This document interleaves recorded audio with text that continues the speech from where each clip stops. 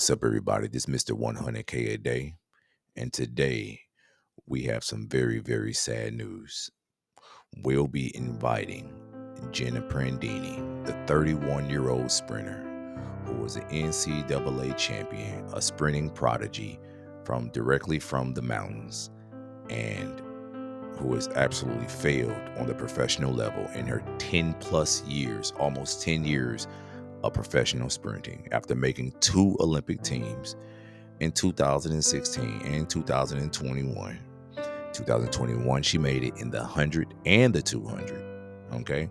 She was the first white woman to do that in America in probably 50 or 75 years. And in the 200, she made it in 2016 and 2021. Neither time could she make it past the Olympic semifinals. She's made multiple world championship teams, y'all.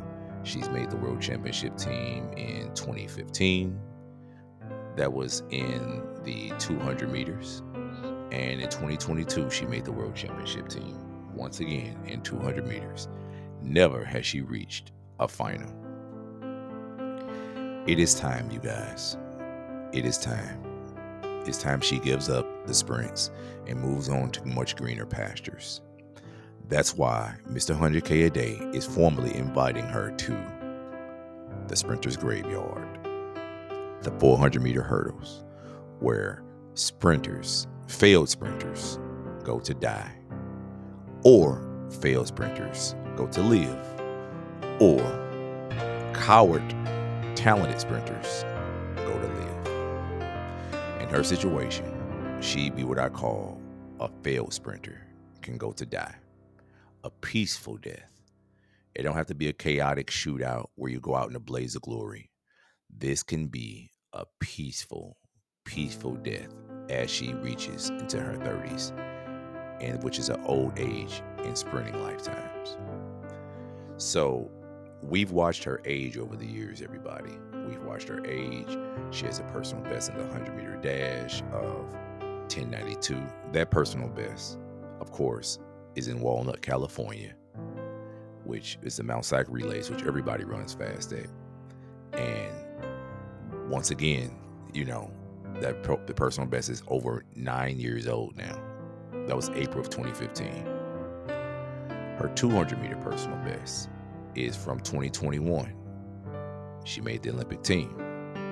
However, 21:89 being her personal best, she's ran under 21 seconds twice in her lifetime. As a matter of fact, her top 5 performances of all time are all on the same track in Eugene, Oregon. In fact, out of her top 10 performances of her lifetime, 8 of those performances are on the Eugene, Oregon track. So her 21:89 needs to be taken with a grain of salt, because at any world championship or any Olympic Games that she's been to, we've seen how she gets down. So with that being said, she is not a person who is fast outside of Eugene. Now, we've seen many of these ladies do that. We've seen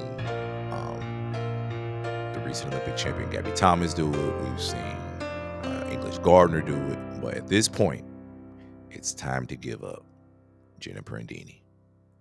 You are now formally invited.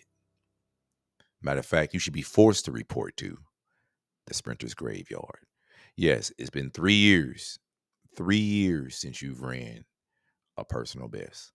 In fact, it's been 6 years since you've even ran under 22:16 or 22:16 or better outside of Eugene, Oregon.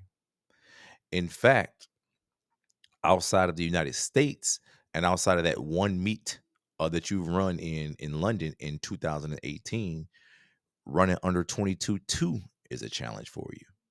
So I think it's official, Jenna. You are not a good sprinter. In fact, your 400-meter time makes me reluctant to even move you to the open 400, because that would be my first choice.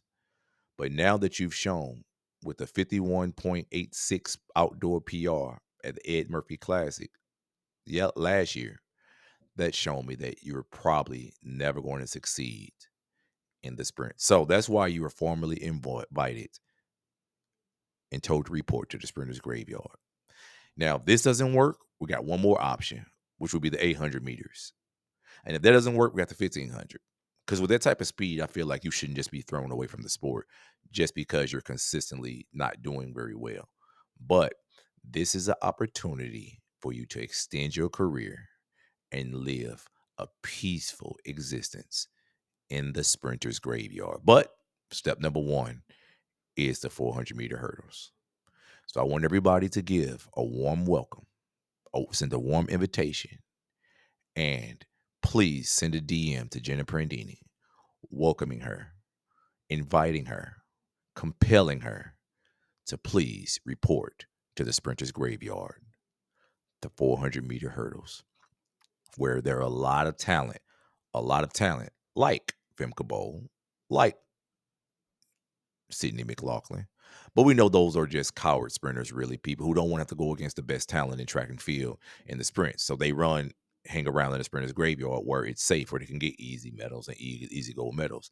In contrast to having to go to world championships or even Olympic games and having to run 48.1 in the open 400-meter dash in order to get a gold, or to run 40 under 49 seconds after running rounds, you know, to even get on the podium. That's a much harder battle. Much harder battle, especially after rounds and have to run 50, 49 something in each round. So we understand the plight here. So that's why, Jenna Prandini, we all welcome you. We all invite you. We all compel you to please report to the Sprinter's Graveyard. This is another episode of The Biggest Hater in Track and Field, and I hope you guys enjoyed it. Peace.